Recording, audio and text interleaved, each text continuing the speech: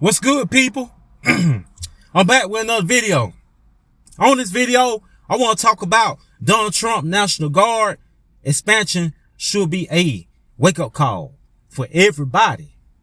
No matter what race you is, no matter where you from, it should be a wake-up call. And this is the reason why.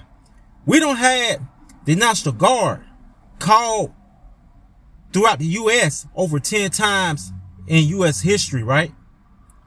Starting with 1957 with the Little Rock integration. And then 1967 Detroit riots. You know what I'm saying? Then you had the 1968 riots due to Dr. Martin Luther King's assassination. You know what I'm saying? And you had unrest sparked all across the country because of that event that happened with Dr. Martin Luther King Jr. Understand me? But the 1967 Detroit riots, the National Guard was called in to stop those riots. You know what I mean? Because you have like the racial unrest. You know what I mean? You have people targeting black people. You know what I'm saying? And it caused the riot. Next thing you know, the National Guard was called in. You know what I mean? That's history. That's history. And then you had the Little Rock, Arkansas integration in 1957. I'm going to read this article real quick. In 1957, the Little Rock integration crisis unfolded when 9 African American students, the Little Rock 9, that's the name of the event. It's called the Little Rock 9. Look it up. But back to the script. The Little Rock 9 attempted to enter an all-white school in the U.S. state of Arkansas. The state governor used the National Guard to block them, prompting President Dwight Eisenhower to federalize the National Guard and send troops. And during that event, people lost their lives. People done died with the National Guard. National Guard was shooting people left and right, beating people with sticks, spraying water on people, little kids, and people wives, and people husbands, and grandmas and granddaddies, and the whole nine. And my whole point in this video, I'm gonna stop right there. My whole point is, all you guys in all these major cities, right? From LA, Chicago, Mobile, Alabama, where else? New Orleans, Memphis.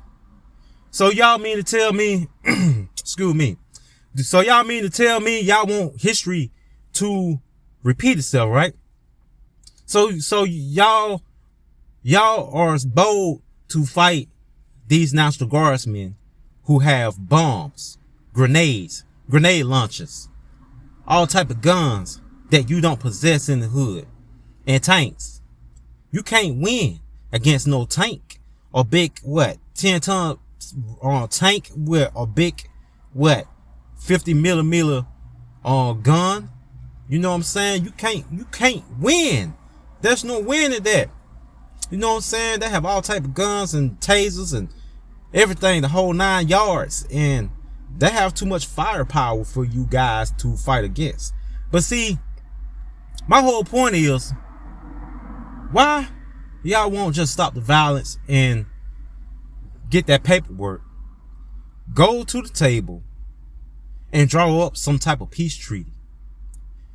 And I'm specifically talking to all the street gangs and street organizations like the GDs, Vice Lords, Crips, Bloods. All you guys have to do is come to some type of agreement. Come to a peace treaty. Make peace. Make peace. Do it for your kids. Do it for your kids. Do it for your grandma. Do it for your granddaddy. Because listen, your kids all you got. That's who's gonna take care of you when you get old. Understand me? And whoever watched this video, you need to share this video. Because I'm speaking straight from the heart. And I'm being straight up. I'm not being around the bushes. I'm not sugarcoating nothing. Like, it's time to make peace. Because you don't want the National Guard in your house, in your city, in your hood, in your set. You don't want the National Guard in that motherfucker. Because the National Guard don't have limits to who they kill. The National Guard, if there's a riot going on in your hood, in your city, everybody fighting against the military because you have other people from other walks of life complaining they want peace in the neighborhoods, which I don't knock that. I feel the same way. I want peace. But if you guys refuse to make peace in these neighborhoods and you keep beefing, you keep fighting, and you keep, want to do this and do that, and the National Guard come to your city, if the National Guard steps into your house and your neighborhood, when it's war, it's war. Just like the U.S. fighting against Iraq or Iran or somebody. And that's real. Like Donald Trump not BSing. That man, he ain't hearing it. You think these people in the government care?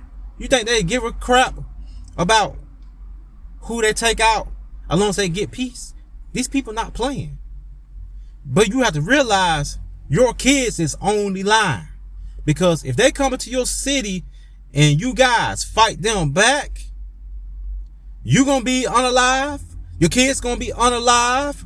Your wife gonna be unalive. People you love, your homies and other people, will be unalive. It won't be no win, buddy. You cannot combat a rocket launcher. You cannot combat a drone, because they're using that in the Ukraine war now. That's high technology, buddy. You cannot combat that. You cannot combat a grenade that a soldier throws, or smoke bombs, because smoke bombs will blind you. People don't talk about that. A smoke bomb will take your eyesight out. So before you guys stop, y'all stop, man. I'm just gonna keep it simple. Y'all stop, man. Because you hurting the culture, you hurting the community, you hurting your kids, you hurting your grandma and your mama and your daddies and your granddaddies. These people will unalive your family without no hesitation. We talking about the military here. You know what I mean? That's why it's so important to make peace. Stop the violence, man. Stop all this unaliving. Stop it, man. You know what I mean? Don't just do it for me. Do it for your family. Do it for everybody else that had this skin color. Do it for us. Do it for yourself and everybody else. Because if you don't, and those folks come into your city, it's going to be the worst day of your life. You cannot win. You cannot win. There's no win. History is repeating itself right now. We already have other issues going on in this country, like racial tensions with the Klansmen and these racial groups, these cults and stuff, and that's within these college sororities. You know about the other situations I've been talking about, like the Charlie Kirk situation and other situations. Like all that's racial issues. Racial issues. You know what I'm saying? Like, it's time for people to wake up, because you don't want the Klan to come back alive and just start hanging more people. We already have a couple of cases that took place in Mississippi with brothers being hung on a tree. The reason why they are acting up right now, because they know we are weak in numbers. We are weak in numbers because brothers out there are killing brothers. And they know that. They know we getting weaker. Our numbers are low. We have so many brothers doing time in prison, doing 10, 15, 20 years. The real soldiers, the real fighters of the tribes are all locked up. The ones that left in the street, we fighters, but we ain't built like that. You know what I'm saying?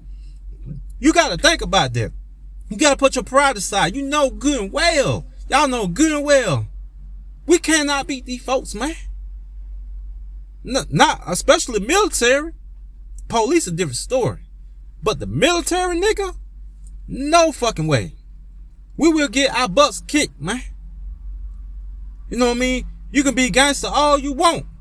But when it comes down to that U.S. military or National Guard, Navy, Air Force, Marine Corps, you're not going to win, Jack. You're going to be dead in the ground somewhere. And your kids and your family. These people do not care who they take out. So if you riot and fight against them, when they shoot, they not missing, buddy. They hitting everybody. They don't care who they hit. Because they're on the strength that they was called in there to restore peace. The National Guard don't discriminate against who they knock off. When it comes to a riot to restore order. They don't care. A smoke bomb will blind you.